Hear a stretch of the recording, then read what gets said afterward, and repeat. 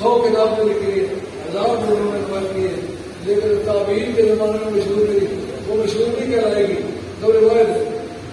اور اس کا احتجاج کیسا تصدیق دلالت اپنے محفوظ پر، اب ہم اس پر غور کرتے ہیں، نص کتاب اللہ کے خلاف نہ ہو، نص رسول اللہ کے خلاف نہ ہو تو اس پر اعتماد کیا جائے گا۔ پہلی نص میں پیش کرتا ہوں، مت کے بچے اور اس کو ٹکراؤ، الذین آمنوا واتبعتهم ذریتهم بإیمان الحقنا بهم ذریتهم وما ألتناهم من عملهم من شیء۔ جو لوگ ایمان لائے اور کمالات پائے، ان کی اولادوں نے عقیدے میں ان کی پیروی کی، عمل میں پیروی نہیں کر سکے، قیامت کے میدان میں ان نالائق اولادوں کو اٹھا کے قابل اور نیک اور درجے والے لوگوں کے ساتھ برابر مرتبہ دیں گے، لیکن ان بزرگوں کے اعمال سے مرتبہ کٹوتی نہیں کریں گے۔ اس طرح سے صدیق رضی اللہ عنہ ان کے ساتھ ہوگی، فاروق اعظم کی اولاد ان کے ساتھ ہوگی، عثمان غنی رضی اللہ عنہ ان کے ساتھ ہوگی، غوث پاک کی اولاد ان کے ساتھ ہوگی، دادا گنج بخشی اجمیری کی اولاد ان کے ساتھ ہوگی، خواجہ گولوی کی اولاد ان کے ساتھ ہوگی، اور خواجہ گولوی کی اولاد کی کٹوتی نہیں ہوگی۔ اتنی بات سمجھ آ گئی ہے؟ اچھا، اس وقت حسن حسین کس کے ساتھ ہوں گے؟ اپنے جنت کے ساتھ ہوں گے، ادھر خاتون جنت ہوں گی، ادھر حسن حسین ہوں گے۔ اب بتاؤ اس کے ساتھ برابری کون کرے گا؟ اس کے ساتھ صدیق اکبر برابر ہو سکتے، عمر فاروق برابر ہو سکتے، عثمان غنی برابر ہو سکتے؟ ایسے پیاریوں کی لمبائی نکال کے ہمیں ڈراتے ہو یارو۔ ہم نے اتنی لمبی داڑھی والے دیکھے ہیں جن کی داڑھی کے ساتھ غیر کو بہت تو کس طرح بگڑے اس کا۔ یہ بات آپ اچھی طرح سمجھ نہیں ہے کہ پہلی بات یہی شرط ہے کہ نص کتاب اللہ کے خلاف ہو۔ یہ بات وہی الدین تمری نے ریاض النظرہ کے اندر جن صنفات 496 ہے، وہ لکھتے ہیں کہ جس عبداللہ بن عمر نے یہ بات پیش کی، اس وقت ایک صورت پیش آئی، کسی بندے نے پوچھا علی کا نام کیوں نہیں لیتے ہو؟ خود عبداللہ بن عمر نے کہا وہ من آل بیت رسول اللہ صلی اللہ علیہ وسلم، وہ آل بیت رسول میں امتی کی بات کر رہا ہوں۔ یہ فضائل بیان کیے ہوئے یہ درجہ تھا، یہ امتیوں کے بارے میں کر رہا ہوں۔ اہل بیت کا اس میں جمانے میں تو سرکار کی کلاس میں ہوں گے، یہ لفظ ہے وہ ابھی درجہ نبی صلی اللہ علیہ وسلم، درجے میں نبی کا شریک ہونا کوئی مہمان نہیں۔ خاتون جنت الرسول بھی شریک ہے، حضرت حسن حسین اس وقت بھی شریک ہے۔ دوسری شرط یہ ہے کہ اس بارے میں کہیں ضرور پیش آئی مسئلے کی تو بندہ موجود تھا لیکن اس حدیث کو پیش نہیں کیا۔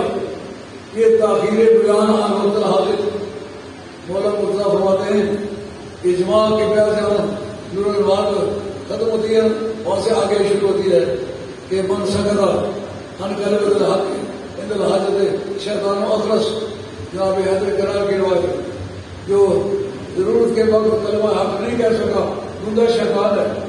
حضرت عبداللہ بن عمر نے غالب 28 برس کے ایک بے عمر ہے، جس وقت یہ خلافت کا مسئلہ چلا، اگر افضلیت کو دخل ہوتا خلیفہ بننے میں تو یہ ضرور پیش کرتے، انہوں نے پیش نہیں کی، نیچے لے جاؤ جا کے آرام سے بیٹھو،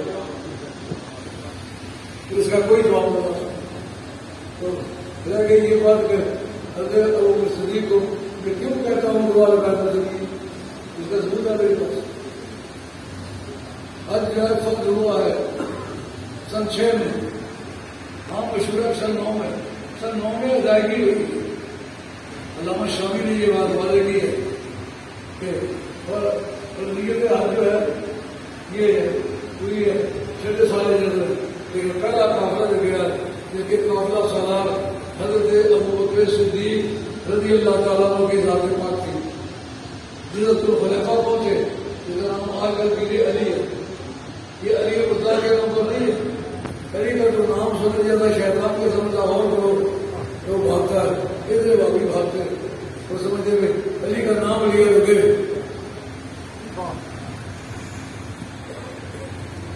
ان میں علی کی دھوم ہے، علی کا رنگ ہے ہر بات بات میں، مجھے علی سے باز وقت کے جزید حب علی کو ہے تیری نجات دائرہ قوم و مکان مولا مرتضی شیر خدا ایک ہے ایکو باپ مدینہ العلم دا ہے دارین خلافت ایک ہے سبحان مولا مرتضی کی کیا شان ہے. تو ذرا ہوشیار ہو کے بات سنو. میں پورا آدمی ہوں کافی محنت کر کے میں نے دلائل مہیا کیے. ابو صدیق رضی اللہ عنہ جو خلیفہ کے مقام پر پہنچے نا یہ ایک پیر علی جس کے نام پر ہے ایک بدریا تھا وہاں کرنے والا بکریاں چلا تھا. پیاس لگی اسے ٹھنڈا سا کھلا پانی نکلا اس کو انہوں نے کنواں بنا لیا. اس کا نام پیر علی رکھے اپنے وقت کا حضور کے زمانے تو خلیفہ ہے. سرکار نے پیچھے اپنی منتری دے کر مولا مرتضیٰ کو بھیجا کہ ان 4 چیزوں کا اعلان جا کے میدان عرفات میں آپ نے کرنا. جب جناب مولا مرتضیٰ میرے علی کو پہنچے حضرت ابو صدیق رضی اللہ عنہ کے ساتھ بات ایمان کی کیا عجیب چیز ہے. کہتے مجھے اونٹنے کے بڑبڑانے کی آواز آ رہی ہے لیکن میری محبت دوڑ رہی ہے کہ یہ سرکار کی صدیق تیرے ایمان پر قربان میری کشش بھی کتنی سچائی پر مبنی ہے.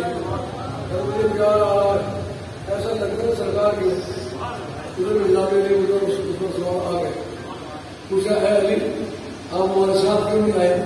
کیا سرکار نے مجھے بھیجا؟ کیوں اب کیوں بھیجا؟ انہوں نے کہا کہ مجھے سرکار نے یہ 4 اعلان دیے. ایک تو یہ کہ کوئی کافر جنت نہیں جائے. ایک دوسرا آج کے بعد کوئی آدمی کفار میں سے کعبۃ اللہ کا طواف نہیں کرے. آج کے بعد کوئی شخص بھی ننگا طواف نہیں کرے. ننگا طواف کرتے تھے اور فال یہ لیتے تھے جیسا انہوں نے کپڑے اتار دیے گناہ بھی کرتے. اور آخری شرط یہ کہ یہ جو کعبۃ اللہ ہے کعبۃ اللہ کے اندر کوئی شرک کی امیر ممکن نہیں. اس چوتھی شرط میں یہ بات تھی جنہوں نے ہمارے ساتھ معاہدے کیے صلح حدیبیہ میں انہوں نے اپنے پابندی کی بھی شرائط کی جو ہوئے تھے تو ہم نے ان کے ساتھ وہ مدت پوری کر لی. اور ان کے سوا جنہوں نے وہ معاہدہ کیے ہوئے توڑے 4 مہینے میں مول دیتے تھے. چل پھر کے دیکھ لو 5ویں مہینے میں تلوار کی زبان سے مار کر بات. اگر وہ صدیق رضی اللہ عنہ بڑے اچھے قانون دان تھے کیونکہ اسلام سے پہلے ارسٹوکریسی تھی. بیٹوں کے حکومت تو ارسٹوکریسی کہتے ہیں اور عربی فارسی کو اشرافیہ کہتے ہیں. اسلام سے پہلے